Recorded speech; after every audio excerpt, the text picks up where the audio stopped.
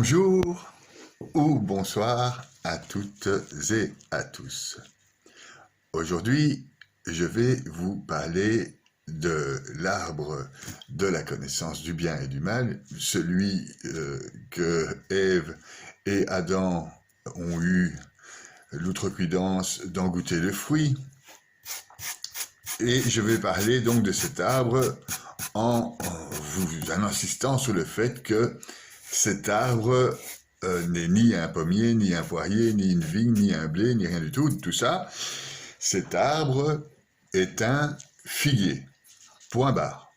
Commençons donc par étudier cet état de fait. Même si le pommier est le plus souvent cité, en Europe en tout cas, parce que c'est un arbre très courant, il est nullement indiqué dans les textes. Il n'y a pas de pommier dans la Bible.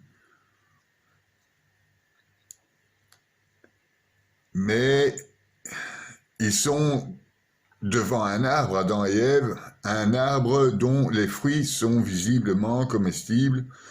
Donc, allons chercher plus loin. La Bible indique pas non plus un temps de déplacement entre le fait d'avoir mangé du fruit et le fait que leurs yeux s'ouvrirent et qu'ils se virent nus. Et directement ensuite, ils se sont couverts à l'ombre d'une feuille de figuier. Donc je vous lis, elle en donna aussi à son mari, il en mangea, alors leurs yeux à tous deux s'ouvrirent, et ils se rendirent compte qu'ils étaient nus.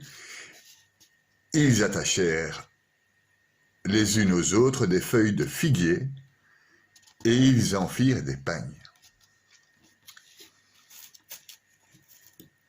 Ainsi, selon les interprétations, le fruit défendu serait une pomme, une poire ou une grenade. C'est du grand n'importe quoi.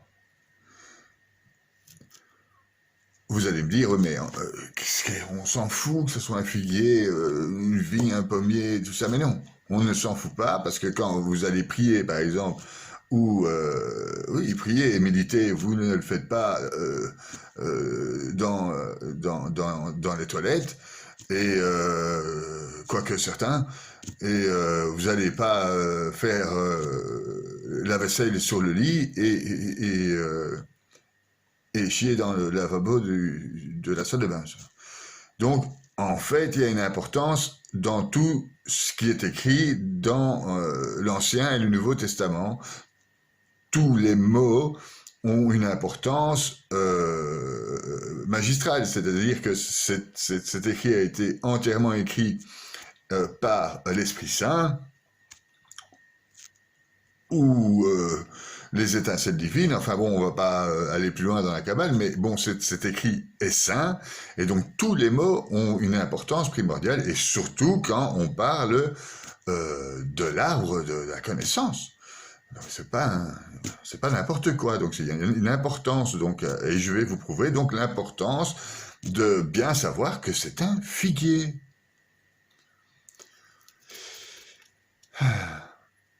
Partout dans la Bible, c'est précisé.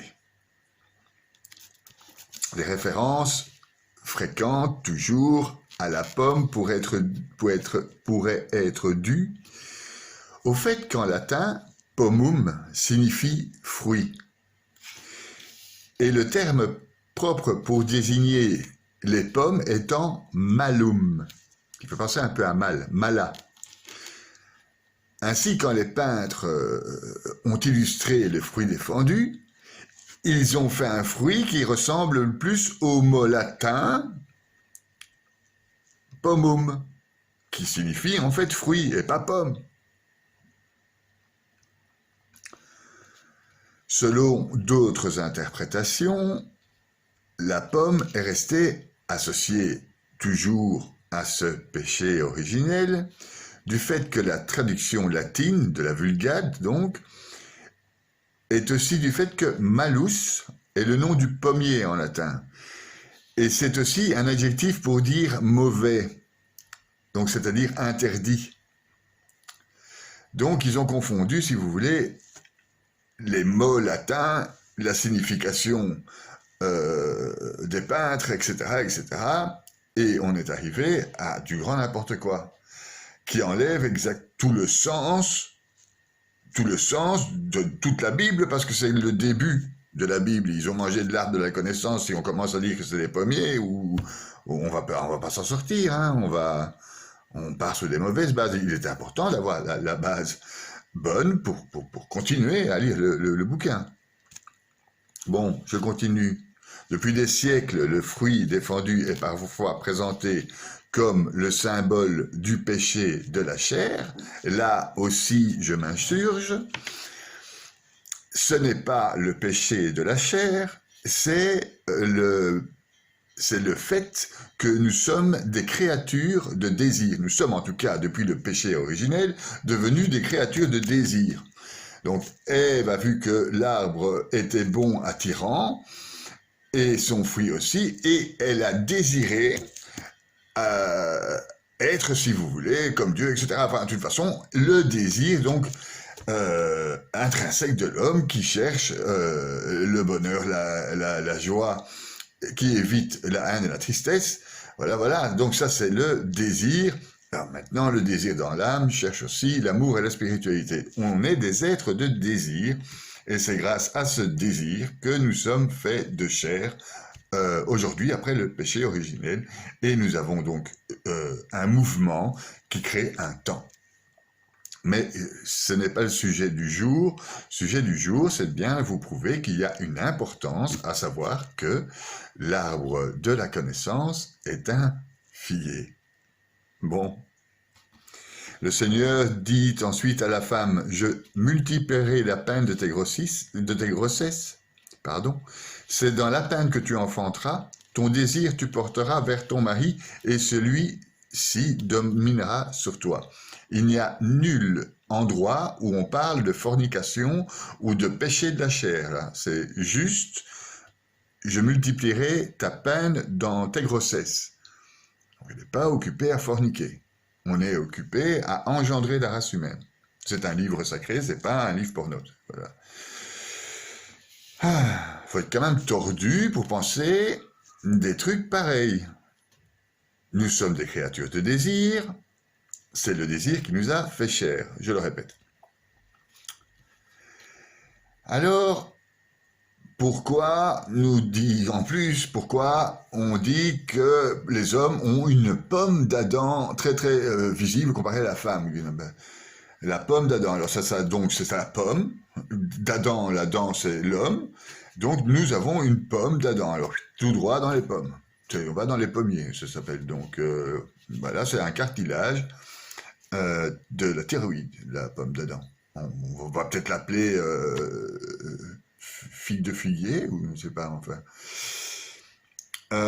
Donc, ce serait le morceau de pomme que Adam aurait croqué et qui lui serait resté dans la gorge. Heureusement que ce n'était pas un jacquier, dont vous voyez ici le fruit, parce que là, on aurait quand même eu des problèmes de physiologie.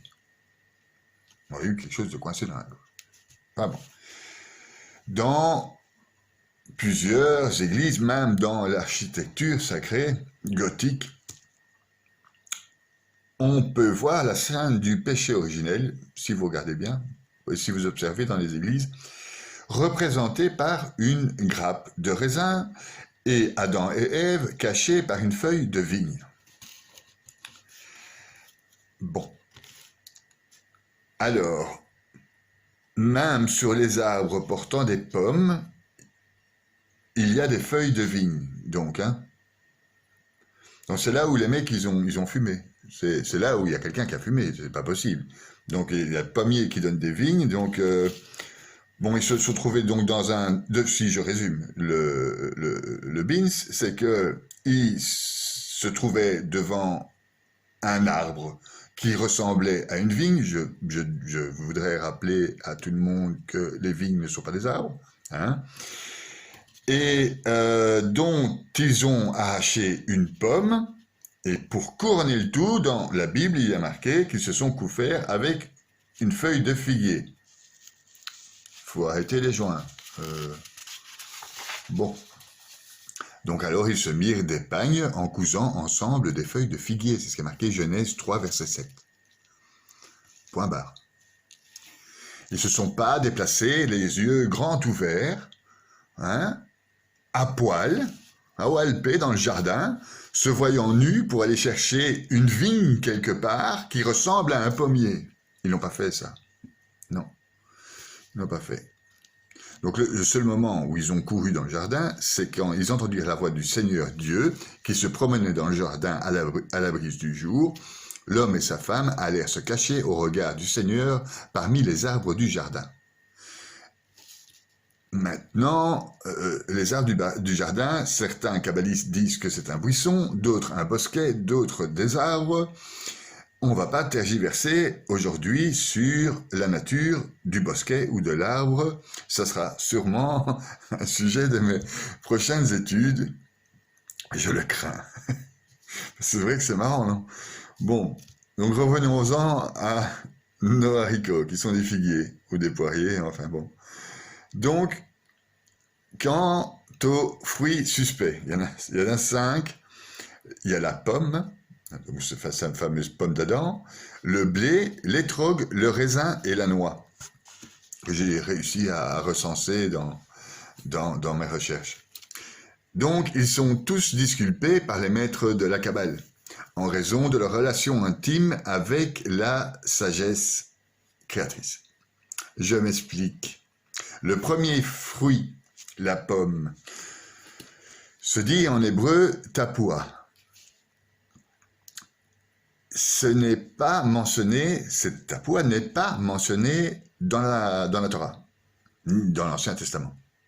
Sa valeur est égale à 494, qui est celle de Yad Hati, qui veut dire « j'ai connu » ou bien « l'ouverture ». Pour nous apprendre en fait que la pomme, ce fameux symbole de la pomme, c'est le symbole de l'ouverture véritable à la sagesse. Et c'est pour ça que c'est compréhensible qu'on ait mis une pomme. C'est pas juste, mais c'est compréhensible. C'est ce que nous entend le proverbe d'ailleurs de Salomon, 25:11, des pommes d'or dans un vase d'argent, telle est la parole prononcée à propos. Bon, je vous invite à lire les proverbes. Le deuxième fruit, c'est le blé. Lui, il représente la connaissance dont l'acquisition débute au moment où l'enfant amorce sa maturité intellectuelle. C'est cet épi de blé qui donne plein de petits grains de blé. Dès lors qu'il aura goûté au blé, nous dit la Kabbale, il deviendra évolué, c'est-à-dire la Gematria confirme cette révélation en nous rappelant la valeur de Ita. Ita, c'est le blé en hébreu, est égal à 32 et est en lien étroit avec les 32 voies de la sagesse. Je vous ai déjà quelque peu parlé de l'arbre de vie, de l'arbre des séphirotes, dans 2 capsules. Une sur l'arbre des séphirotes et l'autre sur le Notre Père. Vous avez déjà une notion de ce qu'est l'arbre des séphirotes. Il y a dans cet arbre de séphirotes 22 sentiers ou chemins entre chaque séphirote et il y a 10 séphirotes. Donc en tout 32. Et donc on appelle ça les voies ou l'écoulement. Ou l'écoulement de la lumière divine ou l'écoulement des pensées. Et donc, le blé, c'est synonyme, et ça peut être synonyme pour les kabbalistes de cet écoulement créateur à travers l'arbre. Bon, il en est de même pour le troisième fruit qui est l'étrog ou cédrate, très connu des Israélites et des Juifs. Il est suspecté par la formulation du verset en Genèse 3:6, où il est dit « Et la femme vit que l'arbre était bon à manger ». En effet, l'étrog, on peut manger l'arbre et on peut manger le fruit. Cette énonciation qui implique non seulement que le fruit et le bois de l'arbre étaient de bon goût. L'étrog évoque donc le désir languissant de l'âme voulant retrouver son créateur par le point du cœur. Le désir de la spiritualité. Mais c'est toujours pas notre copain. Il y a aussi le raisin. Quand dit la Kabbale, c'est un fruit, le raisin, qui peut causer autant de misère que de bien. Vous pouvez boire un verre de vin et vous pouvez boire 6 bouteilles, ou 3 ou 2. Et donc, l'effet n'est pas le même. Et donc, ça peut nous plonger dans la torpeur, dans les péchés, et dans tous les vices possibles, imaginables, le vin.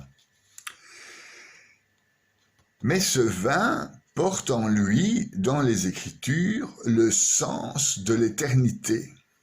La vigne, le sarment de la vigne que nous sommes, le pied de vigne que Dieu est, ce vin représente, ou ce vin, oui, ce raisin et ce vin transformé en vin représente le signe de l'éternité.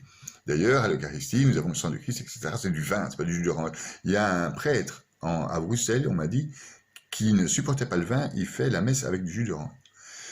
Bon, c'est encore un mec qu'on va pendre par les pieds à un figuier. Hein.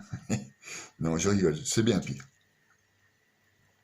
Donc, je disais donc que le vin donc représente cette éternité et représente donc la sagesse sacrée, la sagesse cachée que dévoile entre autres la Kabbale.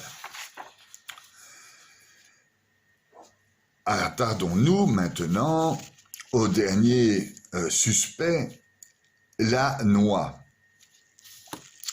La noix ne peut être ce péché,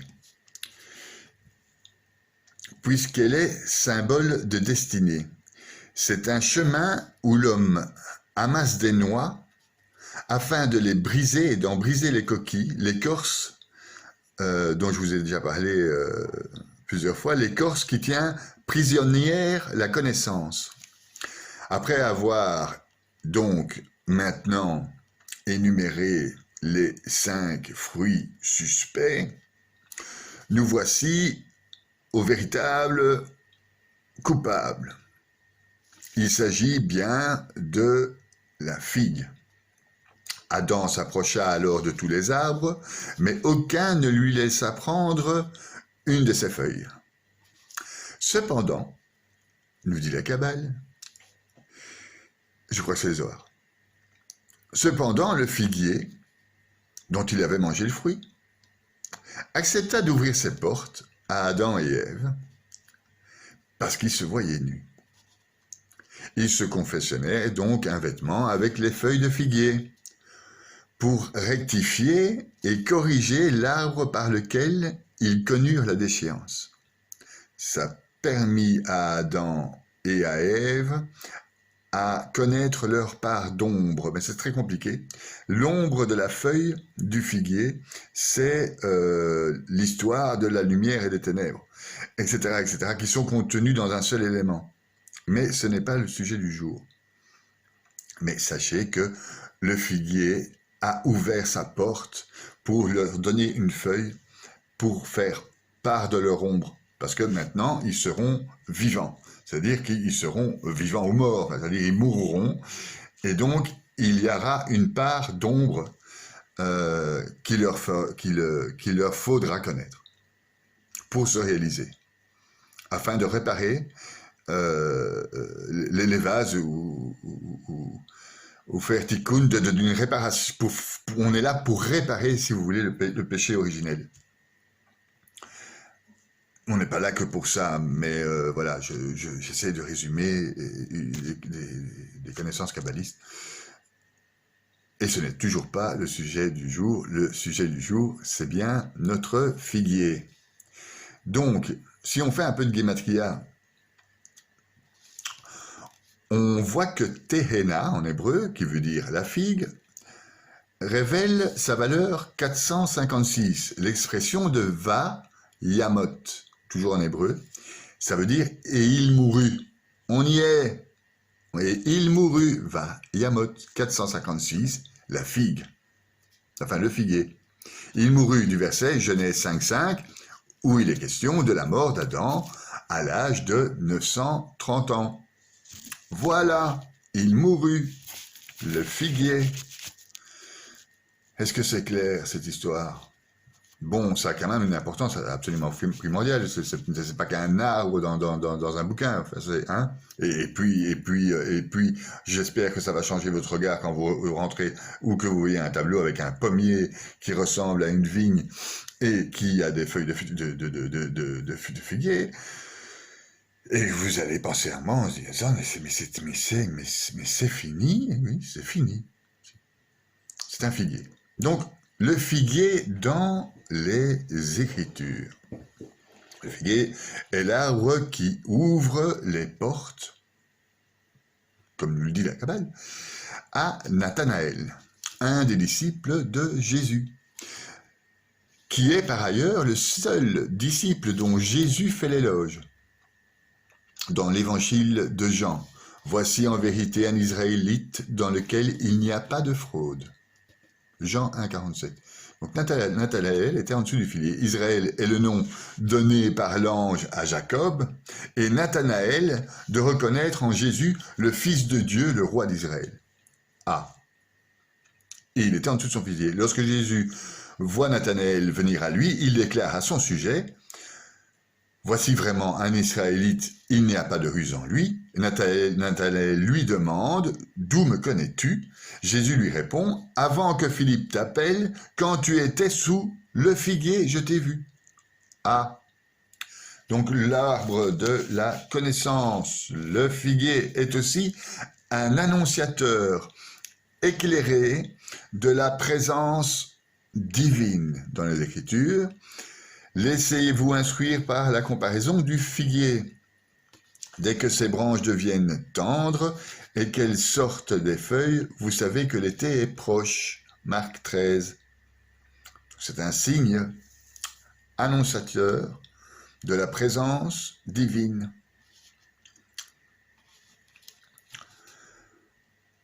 Où on retrouve cette présence divine aussi chez le prophète Amos.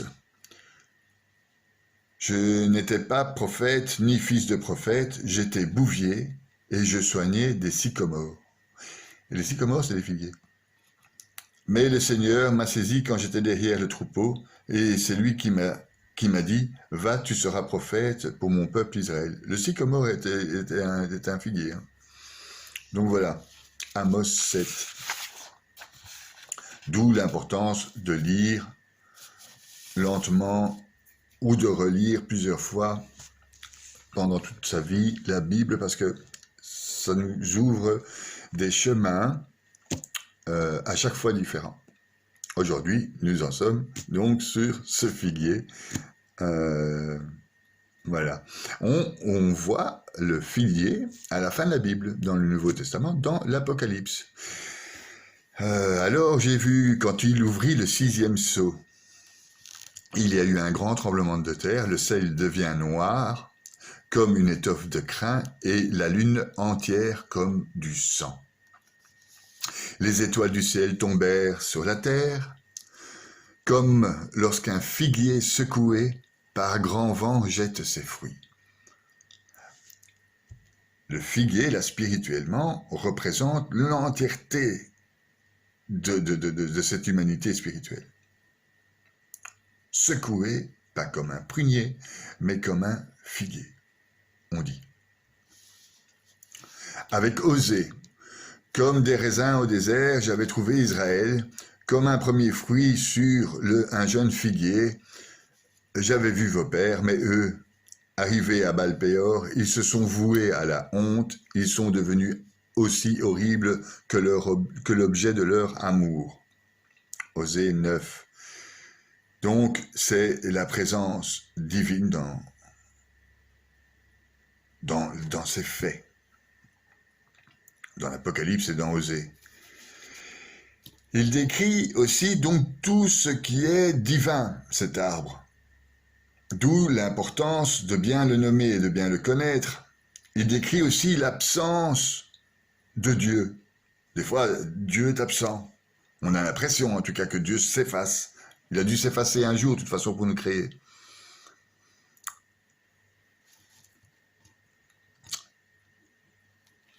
Pour les Israélites, voyant que le figuier qui avait des feuilles, il allait voir s'il trouvait quelque chose, mais en s'approchant, il ne trouvait pas de feuilles, car ce n'était pas la saison des figues. Je parle de Jésus devant le temple. Alors il dit au figuier, que jamais plus personne ne mange de tes fruits.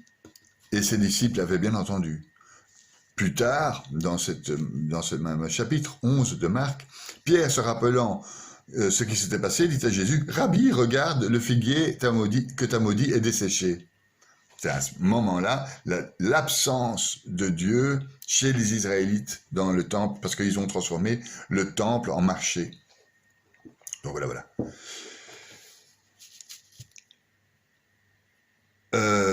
L'absence aussi marquée, elle sera foulée aux pieds l'insolente couronne des buveurs d'Éphraïm. La fleur qui se fane splendide parure, dominant les vallées plantureuses, sera comme une figue précoce avant l'été, sitôt vue, sitôt cueillie, sitôt avalée. Voilà. Quand c'est sec, quand Dieu marque le coup. Hélas, pour moi, je suis comme au temps des récoltes d'été, comme au grappillage des vendanges, plus une grappe à manger, plus une figue précoce que j'aimais tant. Les fidèles ont disparu du pays, plus un seul homme juste. Tous cherchent l'occasion de verser le sang, chacun tend un piège à son frère. Donc, l'absence, ou même, si on peut dire ainsi, la colère divine. Ça note avec le figuier et pas un autre arbre. La volonté divine. Le Seigneur me dit, « Que vois-tu, Jérémie ?» Je réponds, « Des figues. Les bonnes figues sont très bonnes et les mauvaises si mauvaises qu'elles sont immangeables. » Alors la parole du Seigneur me fut adressée. Ainsi parle le Seigneur, le Dieu d'Israël. Comme on appréciera les bonnes figues, j'apprécierai les déportés de Juda, que j'ai expulsés de ce lieu au pays des Chaldéens. La volonté divine. Le Seigneur te conduit vers un pays fertile, pays de rivières abondantes, de sources profondes, jaillissant dans les vallées et les montagnes, pays de blé et d'orge, de raisins, de grenades et de figues, pays d'olives, d'huile et de miel. Voilà la phrase qu'il fallait que je prononçasse pour vous faire réaliser le subterfuge. On peut lire les Écritures, et donc il y a 350 000 interprétations des Écritures, par le Talmud, le Zohar, Guémara, la Gématria, la lecture des saints, Saint Grégoire, Saint Benoît, Sainte Thérèse d'Avila, Saint Jean de la Croix. Donc, méfiance. Mais je suis sûr de mon figuier, par contre. Hein? Donc, chacun pourra s'asseoir sous sa vigne et son figuier, et personne pour l'inquiéter. La bouche du Seigneur de l'univers a parlé. Donc, la volonté divine en dessous de notre figuier. Très bien. Tandis que sa destruction tient une grande place dans les menaces des prophètes. Ne touchez pas à un figuier, ça porte malheur. Ils dévoreront ta moisson et ton pain. Ils dévoreront tes fils et tes filles. Ils dévoreront ton petit et ton gros bétail. Ils dévoreront ta vigne et ton figuier. Le figuier n'est pas fleuri, pas de récolte dans les vignes, le fruit de l'olivier a déçu, dans les champs, plus de nourriture, l'enclos est vidé de ses brebis, et l'étable de son bétail. Habaduc. chacun habitera en sécurité sous sa vigne et sous son figuier tout au long du règne. La vigne est très très présente évidemment, mais n'a pas la même signification que le figuier, qui lui parle de Dieu, de la volonté divine, de son absence, de sa présence, de ce que Dieu fait, etc. Le figuier. Voici la pierre que je dépose devant Josué. Sur cette pierre, il y a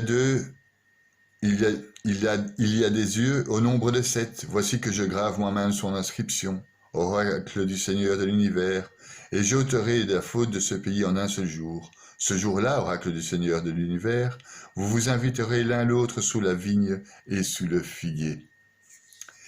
Donc, j'ai fait la définition tout à l'heure de la vigne qui est cette représentatrice de la sagesse, entre autres,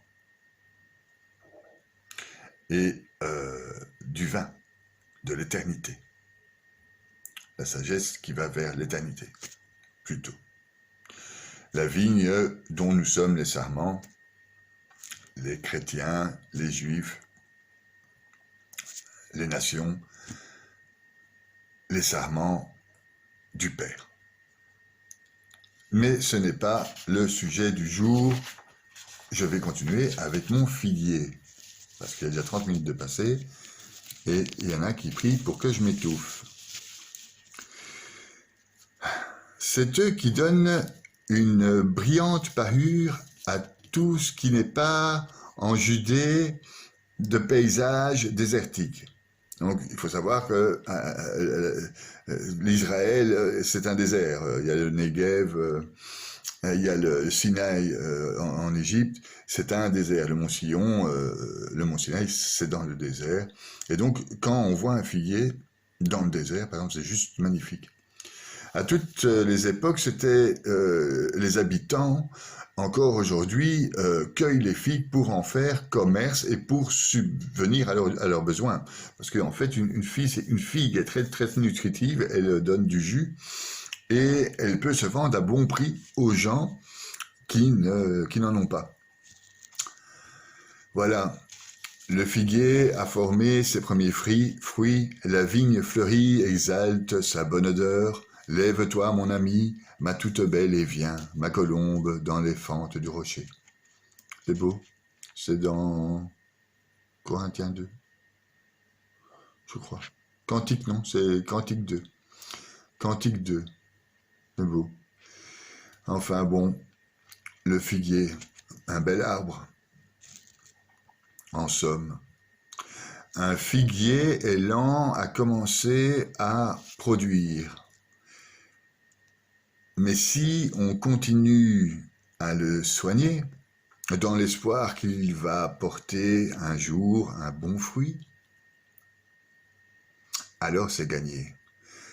Jésus en montre l'illustration pour montrer, il l'utilise en illustration pour montrer la patience de Dieu envers le peuple, d'Israël en particulier, et en général à propos des pécheurs.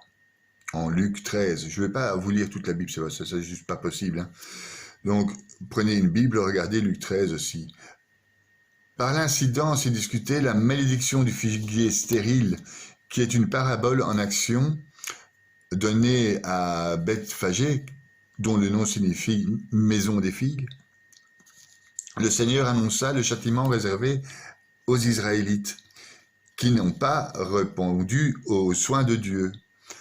Vous pouvez retrouver ça en Matthieu 21. Portant des feuilles qui viennent avec les premiers fruits, il aurait dû avoir quelques figues, au moins des vertes du printemps, car, dit Marc 11,13, Abigaïl vient au-dessus de David avec 200 paniers de figues sèches et d'autres provisions pour sa troupe, pour apaiser les ressentiments de guerre. Vous trouvez cette offrande de figues aussi dans 1 Samuel 25, dans 1 Samuel 30, dans Judith 10, 15. On les attribuait aux vertus, les figues, donc aux vertus curatives, contre les plaies, les ulcères, etc. On retrouve cette marque dans les rois, le livre des rois, le 2 Rois 20, et dans le livre d'Isaïe en 28-21. Donc voilà, on parle des figues et des vignes. Mais la vigne n'est pas un arbre. C'est pas un arbre, un vigne. C'est un pied de vigne. Donc, c'était bien un figuier. On peut donc oublier, c'est pour ça que je fais cette capsule, les pommes, les poires, les vignes, les noix, les mangues, les trocs et le jacquier. Le jacquier, c'est juste pas possible. Il n'y a pas. Il y a pas. C'est un figuier, point barre. Voilà, j'avais envie de le dire, c'est bien.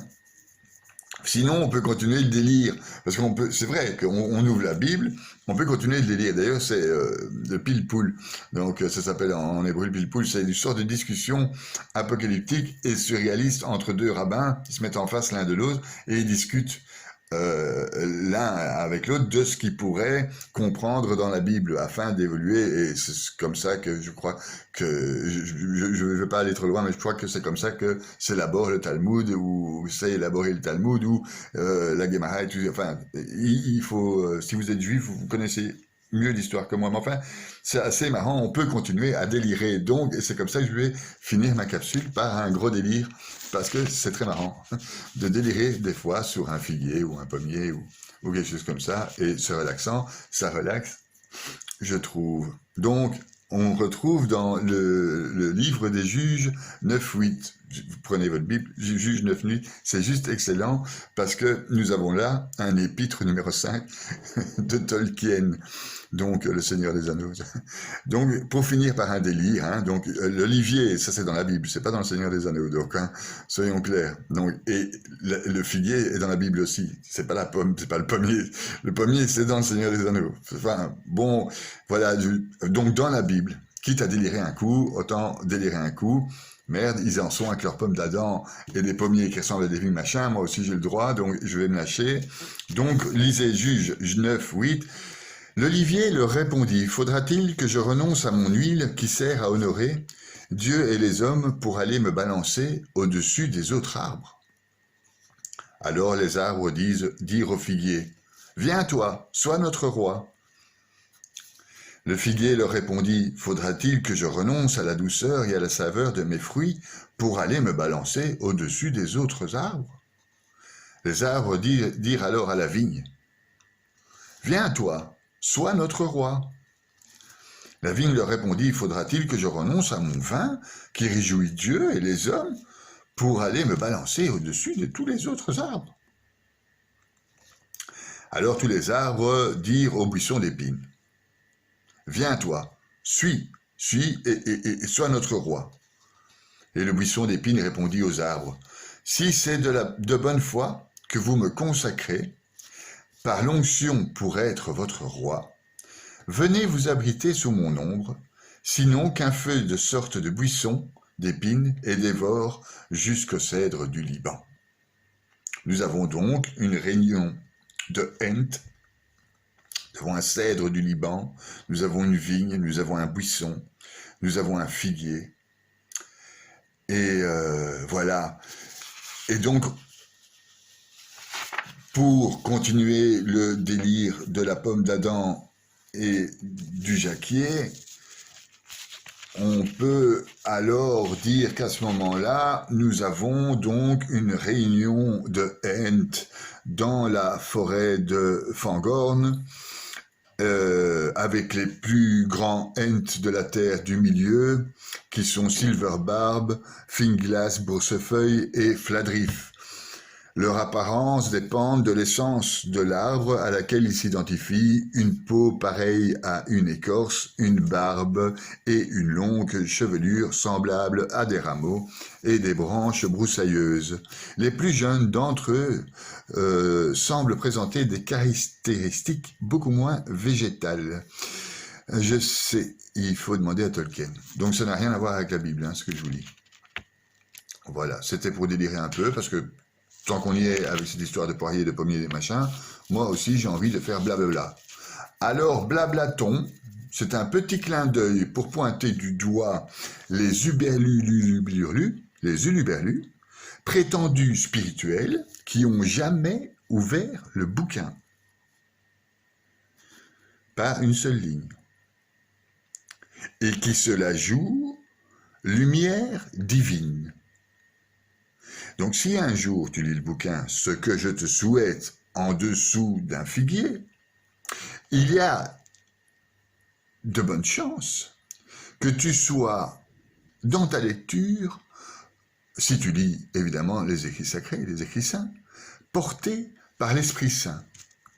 C'est un arbre de Dieu que Dieu a consacré pour les hommes.